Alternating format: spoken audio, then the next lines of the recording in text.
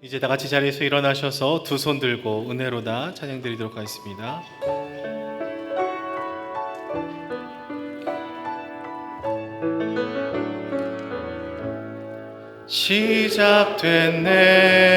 시작됐네 우리 주님의 능력이 나의 삶을 다스리고 새롭게 하네 자유하네 죄와 사망으로부터 나의 삶은 변하고나 충만하네 은혜로다 주의 은혜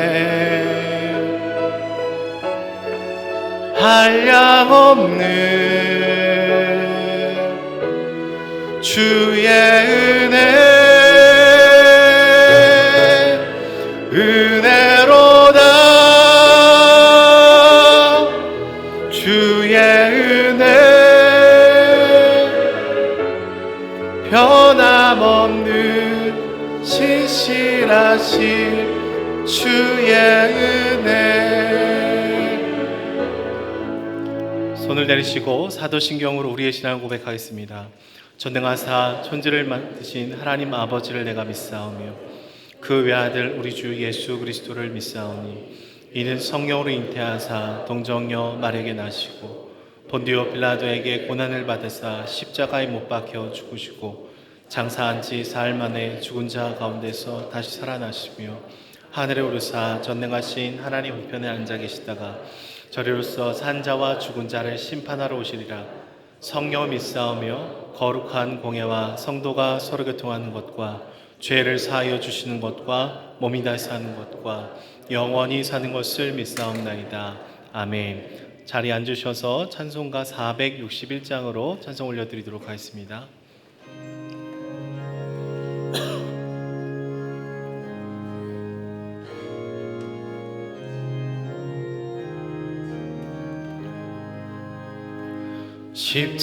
십자가를 칠 수 있나 주가 물어보실 때 죽기까지 따르오리 성도 대답하였다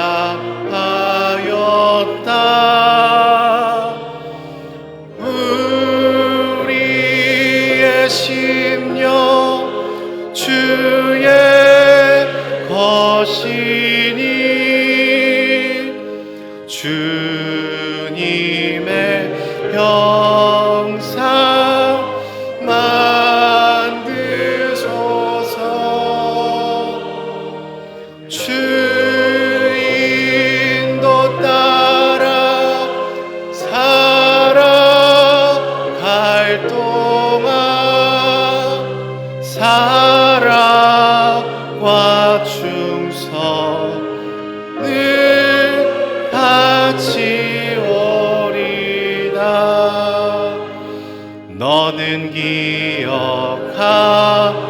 있나 구원받은 강도를 그가 회개하였을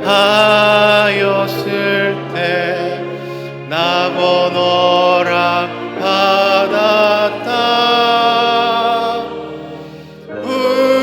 우리의 심령 주의 것이니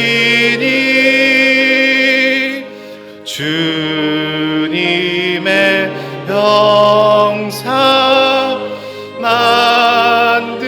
만드소서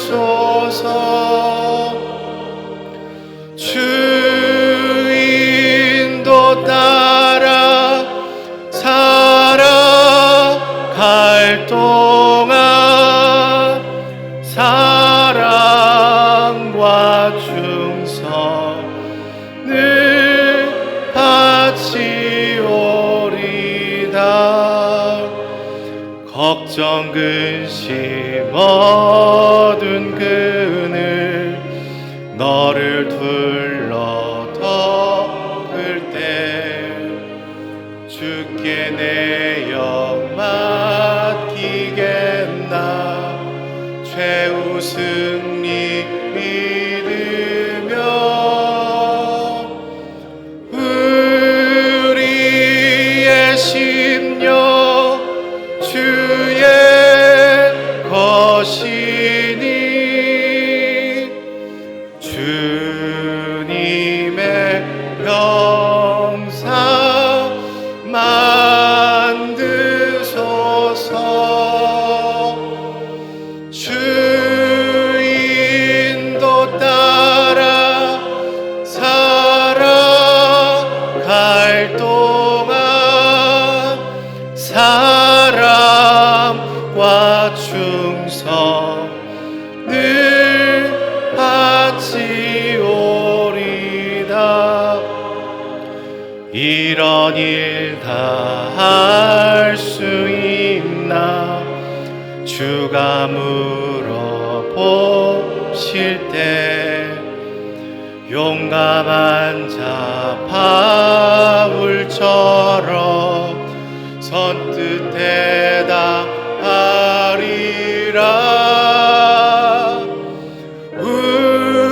우리의 심령 주의 것이니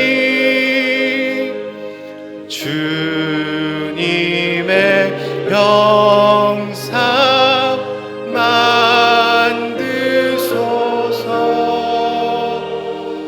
주 인도 따라 살아갈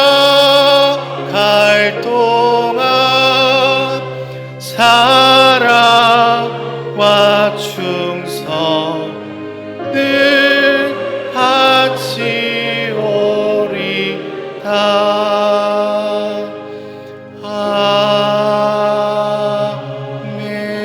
아멘. 이 시간 우리를 대표하여 이길정 장로님께서 대표 기도하시겠습니다.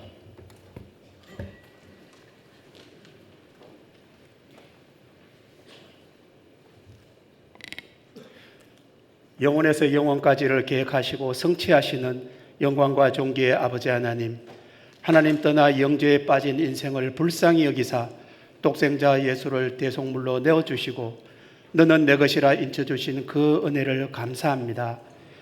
잠시 있다 사라지는 안개와 같은 인생을 예수 그리스도 옷 입혀 주시고 영원한 하나님 나라 상속자로 살게 하시니 이후로는 하나님의 뜻대로 살아가게 하여 주시옵소서. 지난 한 주간도 각자의 가정과 삶의 현장에서 임마누엘의 축복을 누리며 찬양과 또한 경배하는 자로 살아가게 하여 주시니 감사합니다. 너희는 나를 누구라 하느냐는 시대적 질문에 주는 그리스도시요 살아계신 하나님의 아들이심을 고백하는 제자의 길을 가게 하여 주시옵소서. 이 나라에 하나님의 은혜가 충만하길 원합니다. 위정자들에게 지혜와 용기를 더하셔서 범사에 하나님의 권능과 공의가 편만히 역사하는 나라, 동성애를 포함한 모든 죄악이 떠나가는 나라가 되게 하여 주옵소서. 몸된 교회가 이 지역을 살리는 권의 방주가 되길 원합니다. 자신이 주인이 되어 쉼없이 바벨탑을 쌓는 시대에 참된 생명의 샘이 되어 많은 사람에게 힘을 주고 옳은 길로 인도하는 교회 되기 원합니다. 먼저 복음받은 저희들이 하나님을 경험하고 가정을 세우며 세상을 새롭게 하고 미래를 열어가는 교회 만들어가게 하여 주옵소서. 양육 2, 4단계와 거강용을 통해 믿음의 용사들이 세워지게 하시고 행복 프로포즈와 아버지 학교를 통해 하나님 나라가 확장되게 하여 주시옵소서. 다시 세움의 기치를 걸고 시작한 이 한 해가 절반의 시점을 지나고 있습니다. 더욱 하나님을 사랑하고 이웃을 섬기는 교회 본연의 모습으로 충만케 하시고 각 부서와 다락방이 활성화되도록 성령 하나님 도와 주시옵소서. 예배하는 가운데 모든 기도 제목이 응답되게 하시고 섬기는 손길들 위로받는 시간 되게 하여 주옵소서. 말씀 증거하는 목사님 성령의 능력으로 더딥혀 주시고 말씀을 받는 저희들 그 말씀 붙잡고 기도하는 한 주간 되게 하여 주시옵소서. 모든 것 감사하고 이 모든 것 왕 되신 주 예수 그리스도 이름으로 기도합니다.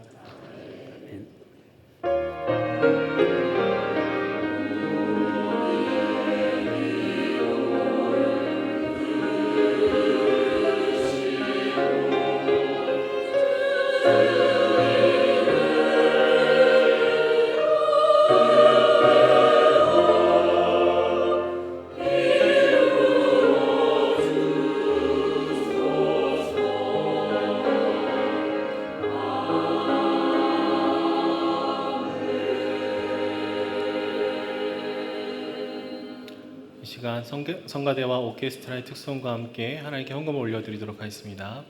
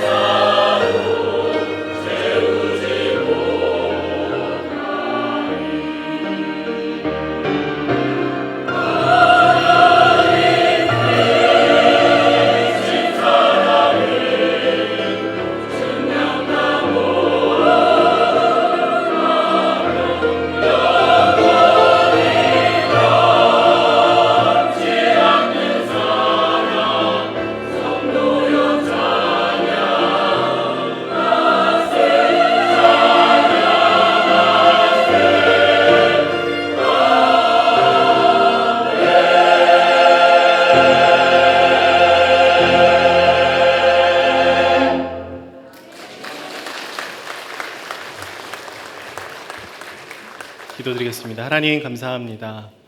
넘치는 사랑으로 우리를 붙들어 주시고 날마다 우리와 동행하여 주시니 주님 감사합니다. 한 주간을 또 잘 보내고 오늘 주님을 예배할 수 있는 특권과 은혜를 주시니 주님 감사합니다. 예배의 시간뿐만 아니라 우리의 모든 삶이 주님 앞에 올려드려지게 하여 주시고 우리에게 주어진 모든 것이 모든 호흡이 주께로 왔음을 고백하며 나아가오니 우리의 마음의 중심을 받아 주시옵소서. 헌금이 사용되던 곳곳 가운데 주님의 사랑과 은혜가 흘러갈 수 있도록 붙들어 주시고 날마다 하늘의 문을 열어주셔서 우리의 삶을 친히 인도하여 주옵소서. 감사드리며 예수님의 이름으로 기도드립니다. 아멘. 교회 소식입니다. 우리 은혜동산교회 새로 오신 분들을 축복하고 환영합니다. 새가족 등록하기 원하시는 분들은 예배 후에 나가셔서 왼쪽 새가족실로 오시면 저희가 잘 안내해 드리도록 하겠습니다. 우리 은혜동산교회는 하나님께서 만드신 창조 세계를 회복하기 위해서 지난주부터 오늘까지 환경 돌봄 주간으로 보내고 있습니다. 그리고 지난주에 이어서 친환경 굿즈를 판매하는데요. 가격은 10,000원 이상입니다. 그래서 모든 수익금은 우리 주일학교 여름사역 후원금으로 사용이 되고요.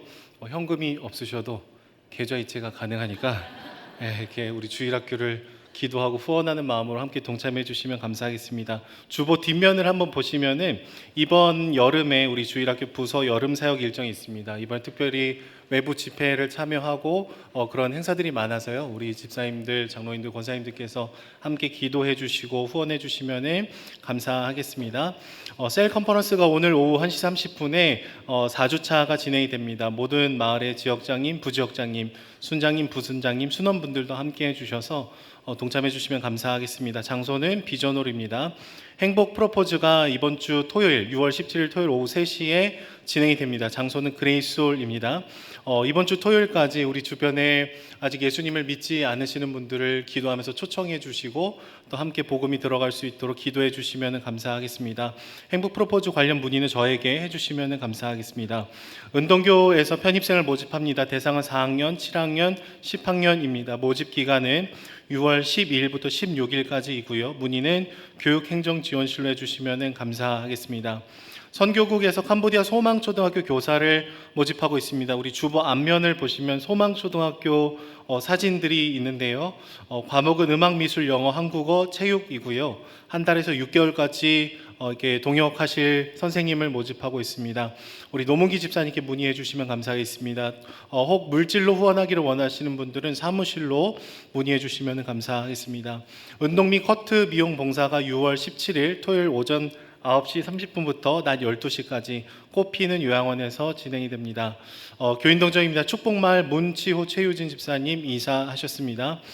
구두 광고인데요. 여름 단기 선교 안내입니다. 제주도 여름 단기 선교는 지원자가 많지 않아서 취소되었습니다. 대만 단기 선교팀은 오늘 오후 3시부터 팀 모임을 시작하도록 하겠습니다. 주보 뒷면에 보시면 이번 주 다음 주 식당 봉사는 축복마을이고요. 다음 주 청소 봉사는 예빈마을입니다. 매주 금요일 오전 10시 쉐마센터 3층 고등부 청년부실에서 중보기도 모임이 있습니다. 그럼 이 시간 목사님 나오셔서 우리 세례 집례하시도록 하겠습니다. 오늘이 복된 주일, 또 세례를 받으시는 분이 계십니다. 전영욱 성도님 자리에서 한번 일어나 주시기 바랍니다. 세례는 주님과 함께 죽고 또 주님과 함께 살겠다는 것을 믿음으로 고백하는 예식입니다. 하나님 앞과 여러 정인들 앞에서 신실하게 예라고 대답해 주시면 감사하겠습니다. 성도님은 하나님 앞에서 죄인이기 때문에 당연히 멸망받아 마땅하나 하나님의 자비하심으로 구원에 이른 소망의 사람이 된 것을 분명히 인정하십니까? 성도님은 주 예수 그리스도께서 하나님의 아들 되심과 죄인의 구주 되시는 줄을 믿으며 앞으로 그 예수님만 따르면서 살 것을 서약하십니까? 성도님 앞으로 성령님의 은혜만 의지하고 그리스도의 말씀을 따르면서 살 것을 서약하십니까? 한 번 더 묻습니다. 성도님은 교인으로서 의무와 권리를 옳게 행하고 교회의 지도에 복종하며 교회의 화평을 이루고 덕을 세우는 데 힘쓸 것을 서약하십니까? 기도하겠습니다. 하나님 아버지, 온천하보다 더 귀한 생명 우리 전영욱 성도님이 이제 하나님 앞과 여러 증인들 앞에서 자신의 신앙을 고백하며 세례에 참여하고자 합니다. 주님 함께하여 주시고 나는 죽고 주님과 함께 사는 복된 인생이 시작되게 하여 주옵소서. 물 세례 받을 뿐만 아니라 성령 세례도 함께 주셔서 주님의 기쁨이 충만케 하여 주옵소서. 감사하고 예수님의 이름으로 기도드리옵나이다. 아멘. 앞으로 나오시겠습니다.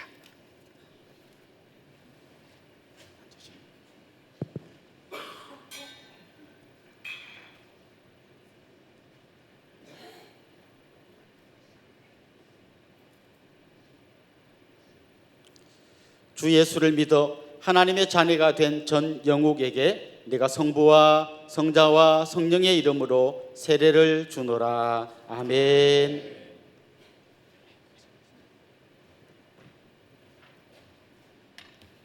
자리 한번 일어나시고요. 제가 공포하겠습니다.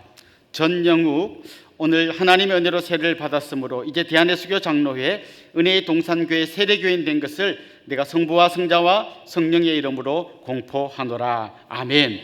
앞으로 한번 나오시죠. 우리 같이 한번 축하해 주면 좋겠는데요. 당신은 하나님의 은혜 안에 있는 축복의 통로. 같이.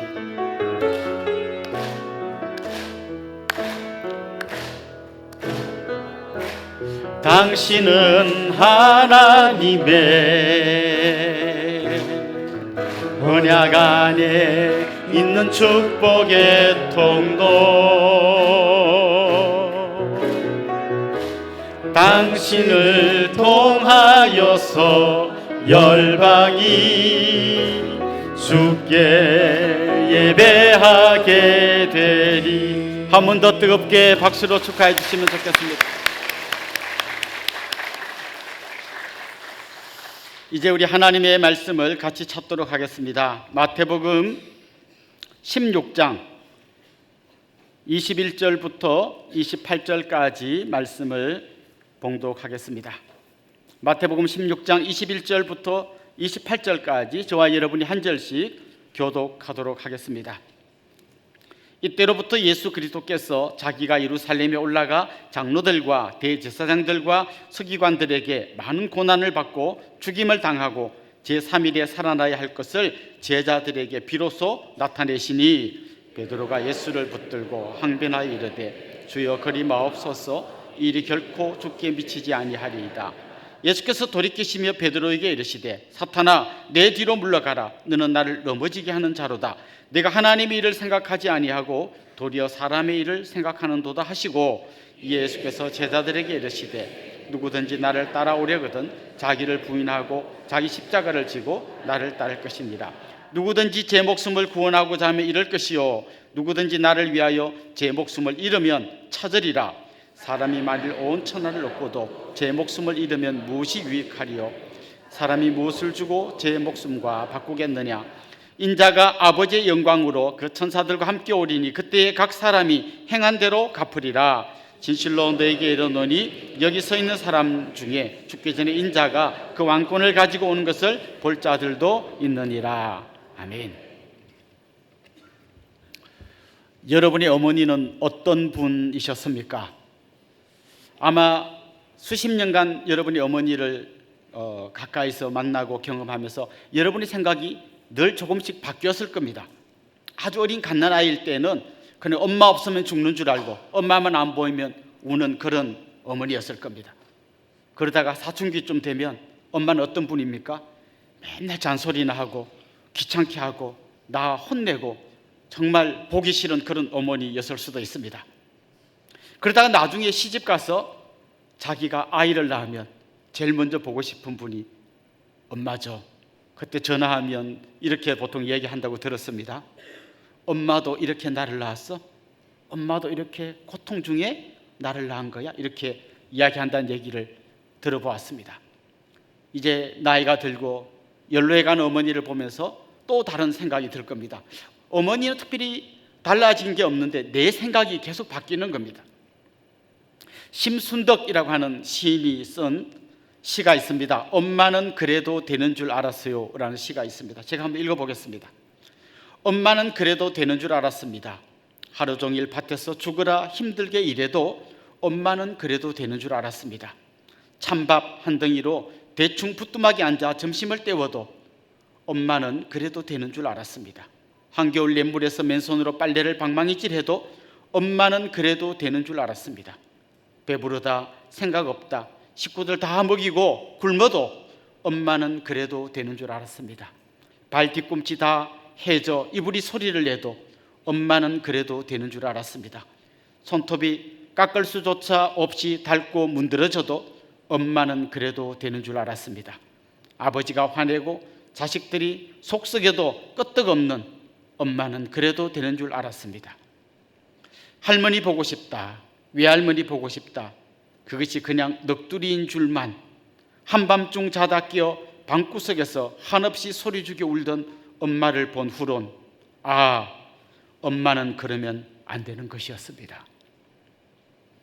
철없을 때는 그냥 엄마는 원래 저래도 되는 줄 알았는데 어느 날 내가 좀 철이 들고 나니까 엄마도 한 여인이고 위로받아야 되고 또 누군가 보듬어줘야 되는 바로 그런 분이라는 걸 깨달았다는 거죠.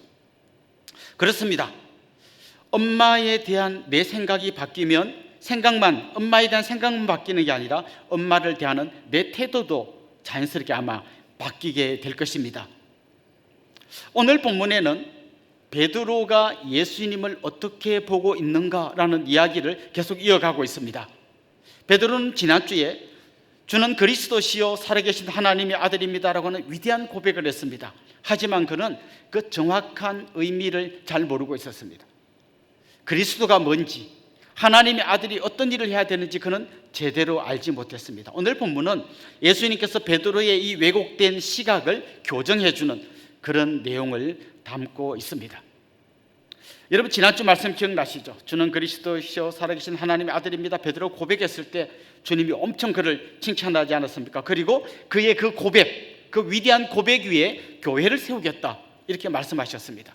그러니까 지금 교회는 주님이 그리스도이시고 살아계신 하나님의 아들이라고 하는 이 반석과 같은 고백 위에 세워져 있습니다.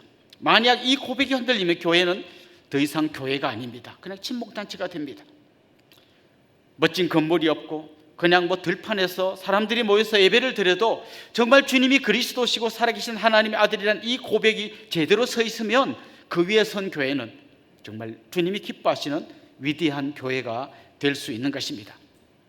자, 그런데 지금 문제가 뭔가 하면 베드로는 자기 입으로 말했지만 주님이 그리스도시고 살아계신 하나님의 아들이라고 자기 입으로 말했지만 이 말이 무슨 의미인지를 정확하게 모르고 있었다는 겁니다. 그래서 주님이 이걸 가르쳐 주시는 겁니다.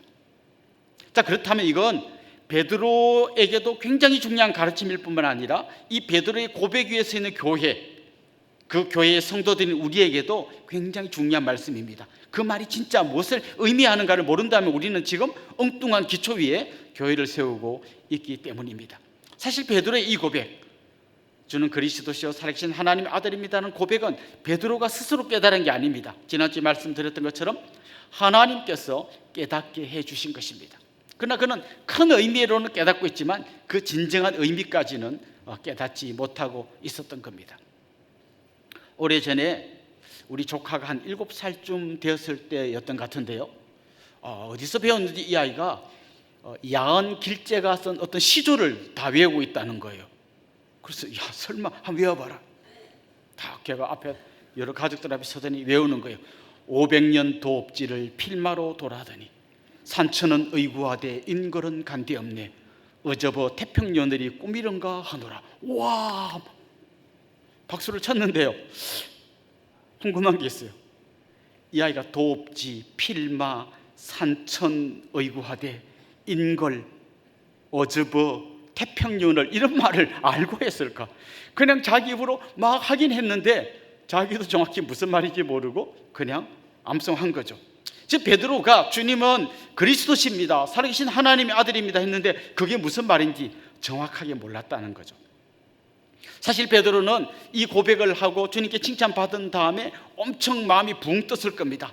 맞다, 주님은 그냥 기적을 행하는 대단한 분이 아니라 그리스도, 바로 메시아시고 하나님의 아들이 맞구나, 내가 사람을 제대로 봤구나, 내가 3년 동안 주님 따라다니는 게 헛되지 않았구나. 자, 그럼 이제 어떻게 되는 거지? 앞으로 이제 주님이 어떻게 하실 거지? 아마 주님은 분명히 사람들을 모을 거야. 세력을 규합해서 저 잘못된 기득권층들, 저 바리새인과 서기관과 대제사장들, 저들을 다 몰아내고 주님이 성전을 차지하실 거야. 그리고 마침내 저 악한 로마 세력들을 몰아내고 이스라엘에게 독립을 가져다 주실 거야. 그렇게 되면 나는 뭐가 되지? 주님이 그럼 분명 왕이 되실 거고, 그럼 나는 왕의 최측근 오른팔, 영의정이나 좌의정쯤 되겠지. 아마 그런 꿈에 지금 잔뜩 부풀어 있습니다. 자, 그런데 주님께서 폭탄 선언과 같은 말씀을 하십니다. 우리 21절 한번 읽어봅시다. 이렇게 베드로가 마음이 붕 떠 있을 때 주님이 뭐라고 하셨는지요? 같이 읽읍시다. 이때로부터 예수 그리스도께서 자기가 예루살렘에 올라가 장로들과 대제사장들과 서기관들에게 많은 고난을 받고 죽임을 당하고 제3일에 살아나야 할 것을 제자들에게 비로소 나타내시니. 자, 뭐라고 그랬습니까? 지금 베드로가 막 주님이 왕이 되고 나는 오른팔이 될까 했는데 주님 이렇게 말하는 거죠. 나는 예루살렘 올라갈 건데 이제부터 나는 고난을 받고 죽임을 당할 거야. 그리고 그 다음에 이렇게 말씀하셨죠. 제3일에 살아날 거다. 사실 그 헬라어 원문에 보면 우리 한글에 빠져있는 단어가 하나 더 들어있는데요. 제3일에 반드시 살아날 거다. 이렇게 이야기했습니다. 그런데 아마 베드로의 귀에는 그 뒤에 이야기는 안 들렸을 거예요. 주님이 반드시 살아날 거라는 얘기는 안 들리고 고난을 받고 죽임을 당해야 된다는 이야기만 들렸을 거예요. 자기가 기대한 바로는 예수님 올라가서 저 바리새인, 서기관, 대제사장들 다 물리치고 왕이 될 줄 알았는데 그들에게 잡혀서 고난을 받고 죽임을 당할 거라고 말씀하신 겁니다. 이 말을 들었을 때 베드로가 내 생각하고 좀 다르네? 이 정도 반응을 보인 게 아니라 그는 갑자기 막 뭐가 확 올라왔습니다. 아니 이걸 지금 말이라고 하십니까? 지금 이런 분위기가 감지됩니다. 22절 한번 봅시다. 베드로가 예수를 붙들고 항변하여 이르되 주여 그리 마옵소서 이 일이 결코 죽게 미치지 아니하리이다. 오늘 본문에 보면 베드로가 주님을 붙들고 항변했다는 말이 나옵니다. 붙들었다는 말은 주님 이렇게 붙든 게 아니라 사실 이 원문의 뜻은 자기 옆으로 확 이렇게 낚아채는 겁니다. 주님을 확 끌고 와가지고 그 다음에 항변했다 그랬는데요. 항변했다가 어느 정도의 강도인가 하면 다른 어떤 이 성경의 다른 본문에 보면 꾸짖다라는 말이 나오는데요. 꾸짖는다는 뜻을 갖고 있는 그 정도의 뜻입니다. 마가복음 1장 25절에 보면 예수님께서 귀신 들린 자를 바라보면서 그 귀신에게 막 꾸짖습니다. 잠잠하고 그 사람에게 나오라. 이때 꾸짖다 이 말이 예수님에게 지금 항변했다 이 말이에요. 그러니까 베드로가 예수님 그러면 안 되죠 이게 아니라 확 땡겨 와가지고 막 예수님을 꾸짖는 거죠. 아니 지금 무슨 말 하는 겁니까? 그러면 안 되죠. 그런 일은 절대 주님에게 일어나지 않습니다. 그가 막 강력하게 예수님에게 막 대드는 거죠. 왜 이렇게 대들까요? 자기 생각하고 예수님의 생각이 충돌을 일으키고 있는 겁니다. 자기가 생각하는 메시아는 이 악한 자들을 물리치고 왕이 되는 건데 예수님의 말씀은 이 악한 자들을 물리치고 왕이 되는 게 아니라 고난을 받고 십자가를 지고 죽어야 된다고 말하니까 자기 생각과 예수님 생각에 충돌이 일어납니다. 그때 베드로는 자기 생각을 바꾸는 게 아니라 예수님의 생각을 뜯어 고치려고 하고 있습니다. 사실 우리도 얼마나 자주 이런 잘못을 범하는지 모릅니다.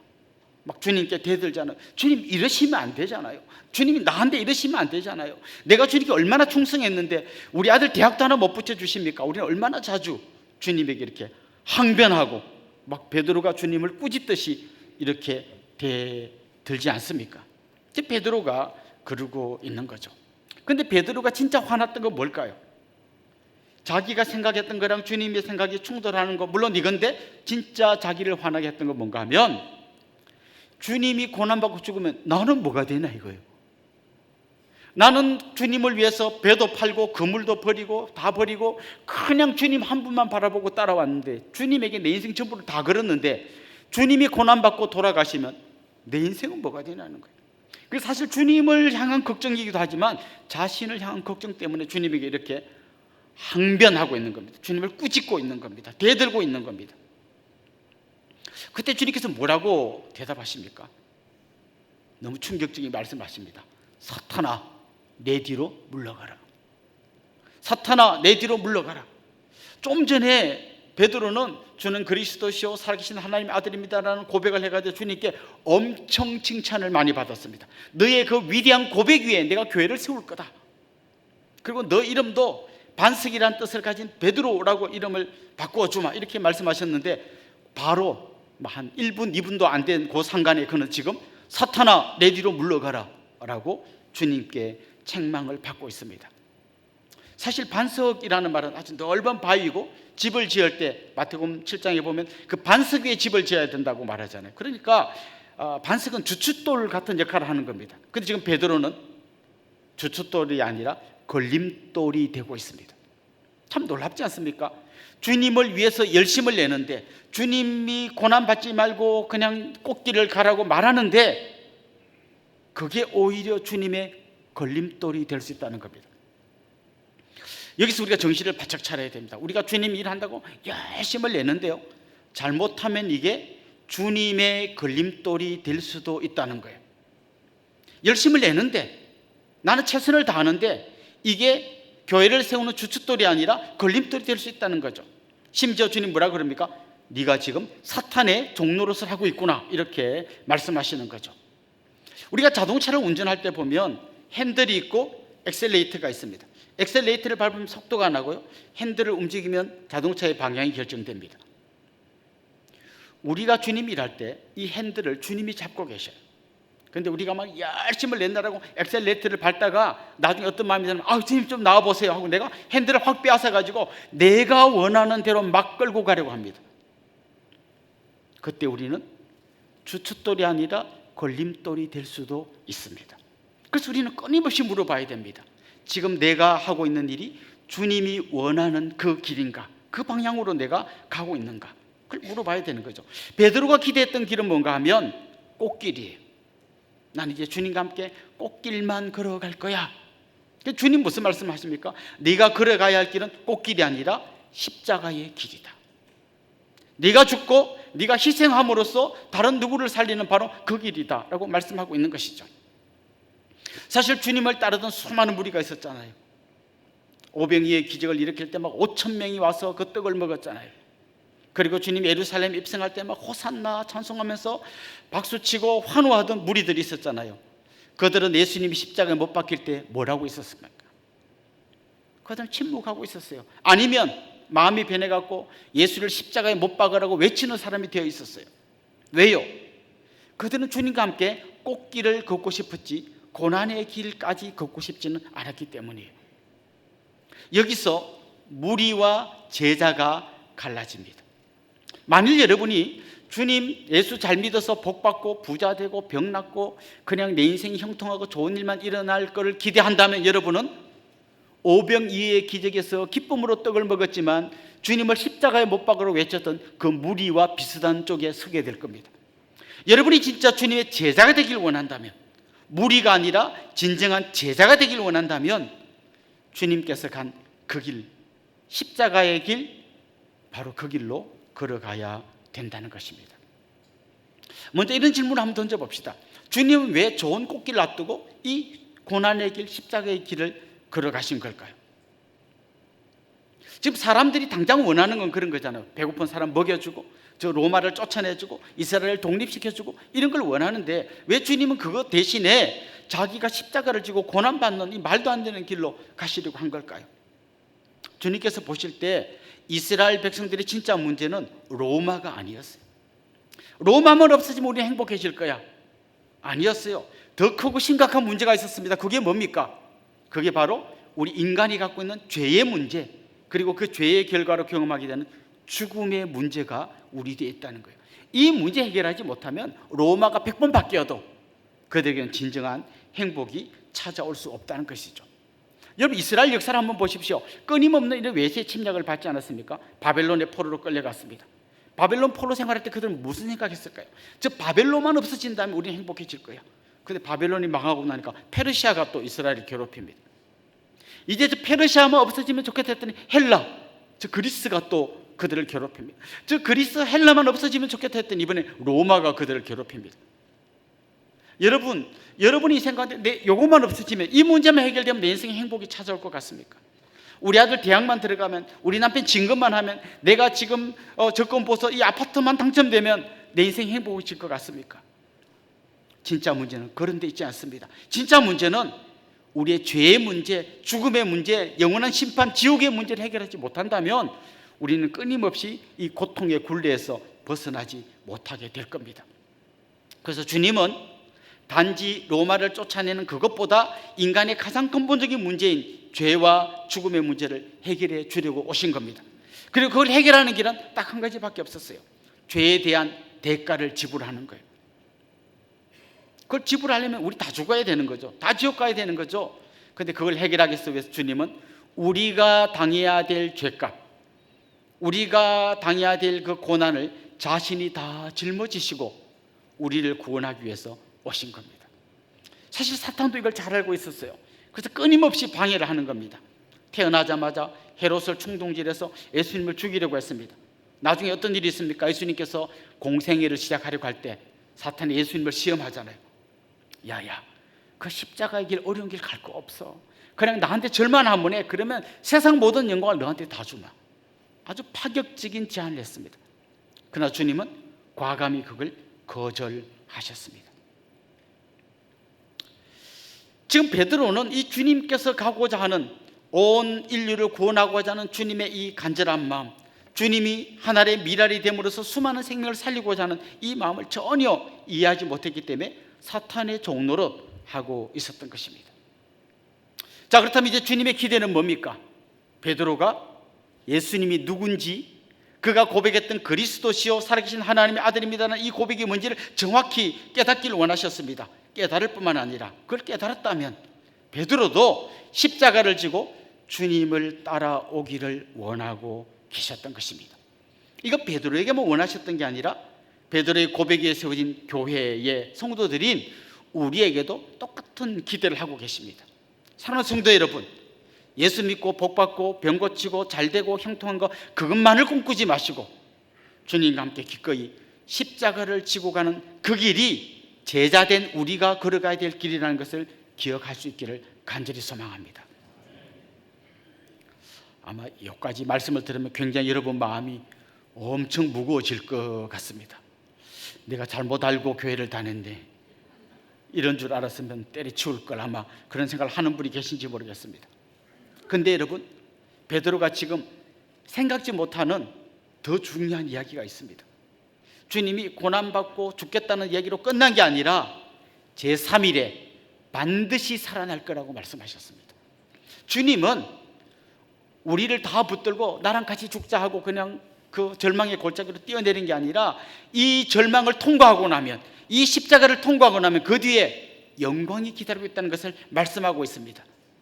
주님이 부활하실 뿐만 아니라 그 부활하신 주님과 함께 우리도 다 부활의 영광에 참여하게 될 것이고 주님과 함께 승리하게 될 거라는 거죠.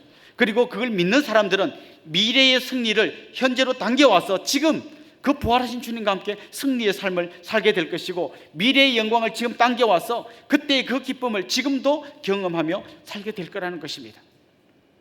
그래서 25절 말씀이 이렇게 말씀하십니다. 누구든지 제 목숨을 구원하고자 하면 잃을 것이요 누구든지 나를 위하여 목숨을 잃으면 찾으리라. 여러분, 이 놀라운 역설의 말씀을 기억하십시오. 내 생명을 얻기 위해서, 내가 높아지기 위해서, 내가 영광 얻기 위해서 살아간다면 그 사람은 오히려 실패하고 고난 가운데 떨어지게 될 것이지만, 내가 죽고 주님과 함께 고난받기를 결단하고 그 길로 뛰어든 사람은 오히려 그 고난을 통과하면서 놀라운 영광의 자리에 이르게 될 거라는 거죠. 세상의 방식은 남을 밟고 내가 이기고 남을 누르고 내 이름이 드러나는 겁니다. 그 제일 정점에 선 사람이 누굽니까? 독재자들 아닙니까? 이렇게 뭐 왕, 전제군주라든지, 지금도 세계 곳곳에서 악명을 떨치고 있는 독재자들, 자기 말 한마디면 모든 사람 죽일 수도 있고 살릴 수도 있고, 자기 나라의 모든 재산을 자기가 다 가질 수도 있고 온갖 나쁜 짓을 다 할 수도 있는 막강한 권력을 가진 독재자들, 그들은 행복할까요? 저는 지금 신문에 나오는 유명한 독재자들요, 사실은 거의 반은 정신병에 걸려 있을 거라고 생각해요. 어떤 놈이 나를 죽일지 몰라서 늘 조마조마하면서 의심의 눈초리로 주위 사람들을 돌아보다가 조금만 이상해 보면 막 그냥 처형시키는, 아마 그런 자들일 것 같아요. 거기는 제일 행복해 보이지만 절대 행복하지 않습니다. 남을 누르고 내가 올라가는 길은 그래야 내가 행복해 보일 줄 알고 끊임없이 우리의 사다리를 타고 올라가려고 하지만 그 정상에는 늘 고통과 절망만이 남아 있는 것이죠. 그리고 마침내 주님 앞에 섰을 때 영원한 심판의 자리에 이를 수밖에 없을 겁니다. 그러나 정말 주님과 함께 내가 낮아지고 내가 희생하고 내가 십자가를 지고 가는 그 길은 정말 바보 같은 길처럼 보이지만 그 길은 수많은 사람을 살리는 길이고 결국은 나도 살아나는 길이라는 것을 여러분 믿으시기 바랍니다. 그래서 바울은 그 믿음이 있었기에 미래의 영광을 현재로 끌고 와서 감옥에서도 찬송할 수 있었습니다. 거기서도 기쁨의 노래를 부를 수 있었습니다. 제자들은 감옥에 갇혔다가 풀려나면서 한 번만 더 그런 거 전하면 죽이겠다 하는데도 기뻐하면서 돌아왔습니다. 이게 성도의 삶입니다. 저는 여러분이 이 비밀을 깨달을 때 여러분의 가정과 우리 교회와 여러분이 속한 직장과 공동체에 엄청난 변화가 일어날 거라고 생각해요. 요즘 우리 아버지 학교 하고 있습니다만은 그 아버지 학교에 가보면 정말 안 좋은 아버지 이야기가 많이 들려옵니다. 아버지가 황제예요. 그 몇 명 안 되는 가족 중에 다 가족들을 짓밟고 아버지가 혼자 황제가 되는 거예요. 물 떠와. 왜 이렇게 늦게 가져와? 잿들이 가져와. 뭐 해? 왜 밥이 이렇게 안 익어서 엎어버리고, 그냥 아버지 마음대로 모든 걸 다 하는 그 전제군주 같은 아버지 밑에서 자식들은 피멍이 들고 죽어가는 거예요. 그러나 자녀들을 위해서 기꺼이 고통을 감내하고 그 십자가를 지는 그 부모님 때문에 자녀들은 살아나고 그 가난한 중에서도 행복을 맛보게 되는 거예요. 혹시 이 말씀을 듣는 여러분 중에 가정에서 거의 황제는 아니지만 한 영의정쯤 권한을 행사하고 있는 분은 한 5계단 밑으로 내려와야 된다는 걸 기억하십시오. 자신이 일은 자신이 하고 할 수 있으면 좀 가족들을 더 돌봐주고 섬겨주는 그 자리로 가는 게, 그게 내가 낮아지는 길이 아니라 그게 우리 가족을 살리고 나도 사는 길이에요. 싸우는 교회, 막 엉망진창인 교회는요, 그 왕이 되려는 사람들로 가득 차 있습니다. 예, 내가 교회에 등록한 지가 너보다 10년이나 빠른데, 너보다 10년이나 더 교회를 섬겼는데 어디서 늦게 나타난 사람이 여기서 설치고 다녀, 막 이런 교회 있죠. 그럼 그 사람은 또 듣고 죄송합니다 하나요? 내가 그대보다 나이가 2살이나 많은데 민증 까볼까요? 막 이래서 서로 막 높아지려 하고, 그런 교회는 그냥 금방 힘을 잃게 됩니다. 반면에 소리 없이 섬기고 십자가를 지고 묵묵히 길을 가는 사람, 때로는 욕을 먹기도 하고 때로는 비난받기도 해도 주님 가신 그 길 내가 기쁨으로 따라가겠습니다, 그 교회는 살아나는 거예요. 내가 하나님의 미랄이 되는 그곳에서 가정이 살아나고 교회가 살아납니다. 그런 한 명의 선생님 때문에 학생들이 정말 새로운 희망을 갖게 됩니다. 우리나라의 어떤 수많은 선교사님들이 자기의 젊음을 불태우고 자신의 그 1살짜리 2살짜리 아이를 무덤에 묻으면서 섬긴 그 십자가의 길을 갔기에 우리가 지금 이렇게 기쁨으로 신앙생활하게 되는 것입니다. 주님 27절 말씀에서 이런 말씀을 해주셨습니다. 인자가 아버지의 영광으로 그 천사들과 함께 오리니 그때에 각 사람이 행한 대로 갚으리라. 기대하십시오. 이 십자가의 길을 간 그 사람에게 주님은 놀라운 영광의 길을 준비하고 계십니다. 이제 우리는 그 영광을, 미래의 영광을 현재로 당겨와서 십자가의 길을 가지만, 고난의 길을 가지만 그 가운데서도 기뻐하고 감사하고 수많은 영혼들이 살아나는 그 기쁨의 환희를 경험하는 그런 사람들이 되면 좋겠습니다. 사랑하는 성도 여러분, 주님을 따르는 길은 절대 꽃길이 아닙니다. 그건 고난의 길이고 십자가의 길입니다. 그러나 그 고난 너머에, 십자가 너머에 놀라운 영광이 기다리고 있습니다. 그걸 바라보면서 기쁨으로 살아가는 여러분들이 될 수 있기를 주님의 이름으로 축원합니다. 우리 같이 한번 십자가의 길, 순교자의 삶, 이 찬송 같이 부르고 기도하겠습니다.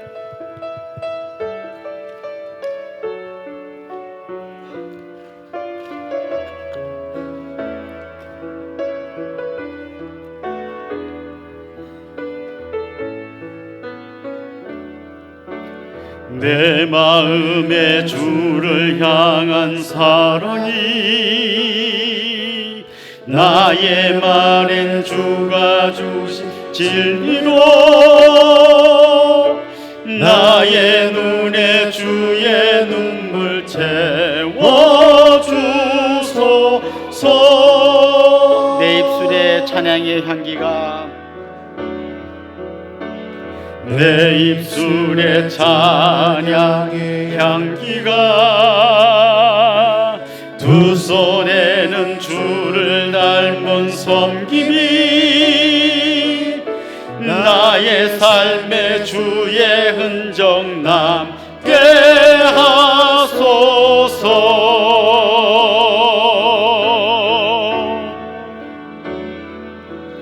하나님의 사랑이 영원히 함께하리.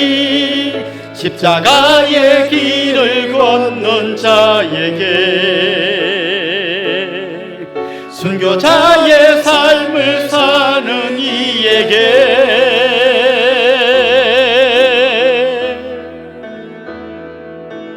조롱하는 하는 소리와 세상 유혹 속에도 주의 순결한 신부가 되리라. 내 생명 주님께, 내 생명, 내 생명 내 생명 주님께, 내 생명 주님께 드리리.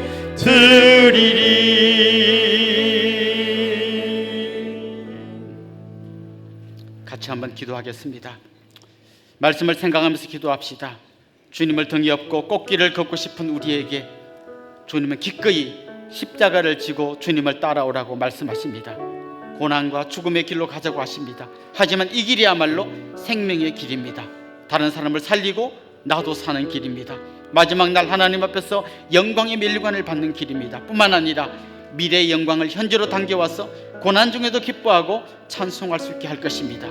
주님, 고난 없는 영광만 꿈꾸는 무리가 아니라 주님과 함께 십자가 지고 가는 제자의 삶을 살게 해주십시오. 우리 이런 마음으로 합심해서 통성으로 기도하겠습니다. 하나님 아버지, 오늘도 말씀을 통하여 깨닫게 해주시니 감사합니다. 주는 그리스도시요 살아계신 하나님의 아들입니다라고 고백했지만 그 주님 가시는 길이 영광의 꽃길인 줄만 알고 그렇게 가지 않고 고난의 길 가겠다는 주님 앞에 항변하며 대들었던 베드로의 모습 속에 우리의 모습이 있음을 고백합니다. 주님 덕분에 영광의 길, 꽃길 가려는 생각 내려놓고 주님과 함께 십자가를 지고 이 고난의 길, 죽음의 길을 기쁨으로 달려가는 저희들이 되게 하여 주옵소서. 그런 우리를 통하여 수많은 영혼들이 살아나고 우리도 살아나는 그 기쁨과 감격을 맛보면서 날마다 승리의 삶을 살게 하여 주옵소서. 주님 떡 주고 병 고쳐줄 때 따라다니다가 주님 잡힐 때 배신하고 도망갔던 무리가 아니라 진정한 제자의 삶을 살아갈 수 있도록 한 사람 한 사람 붙들어 주시고 그런 제자들을 통하여 가정이 살아나고 교회가 살아나고 그들의 직장 가운데 그리스도의 빛이 비춰지게 하여 주시옵소서. 한 번 더 기도하겠습니다. 이번 주 금요일에 새가족들을 초청하는 행복 프로포즈가 있습니다. 믿지 않는 새가족들이 많이 참석할 건데 그분들의 마음을 열어주십시오. 그분들이 이번 기회에 주님을 인격적으로 경험하게 해주십시오. 그런 마음으로 기도하면 좋겠습니다. 또 한 가지 기도하면 좋겠는데요, 우리 윤시원 목사님 지금 눈이 잘 보이지 않고 겹쳐 보이고 엄청난 두통과 또 눈의 통증을 호소하는 가운데 있습니다. 이제 내일 큰 병원에 들어갈 텐데요, 주님께서 치유해 주시고 회복해 주시도록 같이 기도하면 좋겠습니다. 기도하겠습니다. 하나님 아버지, 행복 프로포즈를 준비하고 있습니다. 주님, VIP들을 초청하고 그분들과 함께 주님의 놀라운 은혜를 나누며 그분들에게 복음을 전하는 소중한 시간을 가지려고 합니다. 주님, 그분들의 마음의 문을 열어주시고 이번에 참석하는 모든 분들이 정말 주님과 함께 이 영광의 길, 기쁨의 길 걸어갈 수 있도록 은혜 위에 은혜를 더하여 주시옵소서. 정말 예수 그리스도 나를 위하여 십자가 지시고 죽어주신 그 은혜가 이분들 마음속에 감사와 감격으로 남게 하여 주시옵소서. 하나님 아버지, 기도합니다. 지금 또 우리 윤시원 목사님 눈의 통증과 머리의 통증으로 인하여 고통당하고 있습니다. 앞이 잘 보이지 않고 겹쳐 보이고 굉장히 힘든 가운데 이 시간을 보내고 있습니다. 주님께서 사랑아들을 만나주시고 능력과 권능에서 올려주시고 치유하여 주시고 회복시켜 주시기를 간절히 바랍니다. 주님께서 친히 역사해 주시고 주님께서 친히 동행하여 주시옵소서.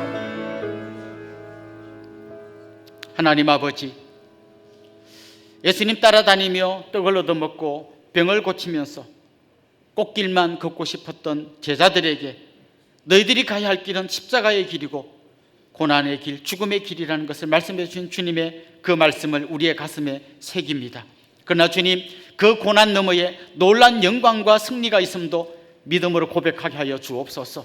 그래서 지금 비록 고난의 길을 가지만 내가 희생하고 섬기지만 오히려 그 가운데서 미래의 영광을 현재로 당겨와서 기뻐하며 감사하며 감격하며 이 길을 갈 수 있도록 은혜 위에 은혜를 더하여 주시옵소서. 감사하고 예수님의 이름으로 기도드리옵나이다. 아멘.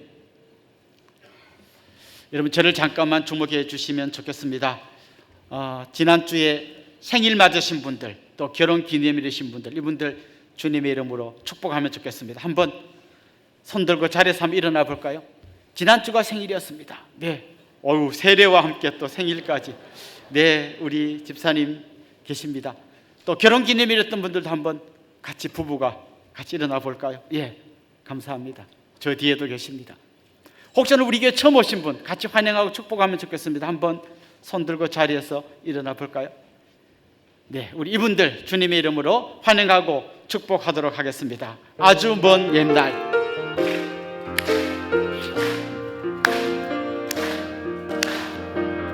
아주 먼 옛날 하늘에서는 당신을 향한 계획이 있었죠. 하나님께서 바라보시고 좋았더라고 말씀하셨네. 이 세상 그 무엇보다 귀하게 나의 손으로 창조하였노라. 내가 너로 인하여 기뻐하노라. 내가 너를 사랑하노라. 사랑합니다. 축복합니다. 사랑해요.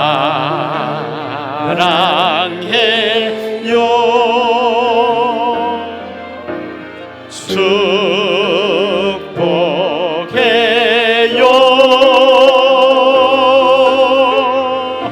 당신의 마음에 우리의 사랑을 모아드립시다.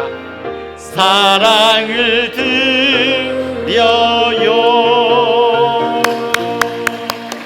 사랑합니다. 축복합니다. 우리 옆에 있는 분들 또 앞에 있는 분들과 한번 인사합시다. 주님의 이름으로 사랑하고 축복합니다. 이제 우리 자리에서 한번 다 일어나겠습니다. 폐회송 다시 세움 같이 찬양하고 축도로 예배를 마치겠습니다.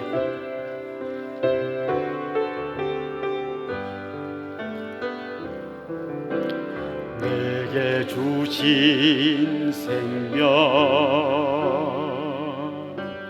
전할 때 열매 맺게 하시고 우리에게 주신 사랑 더할 때 넘치게 하시네. 이끄시는 자리 설 때에 하나님 일하시니 내 안에 기쁨 충만하리라. 우리 안에 성령 충만하리라. 우리 함께 다시 세워가리. 어려움 속에서도 기쁨을 안고 주님 거하시 성전이 되어 그리스도 예수 안에서 함께 지어져 가리. 우리 주 예수 그리스도의 은혜와 하나님 우리 아버지의 극진하신 사랑과 성령님의 감화, 감동, 위로, 교통, 충만하심이 사랑하는 주님의 백성들과 그 가정 위에 이제로부터 영원토록 함께 있을지어다. 아멘.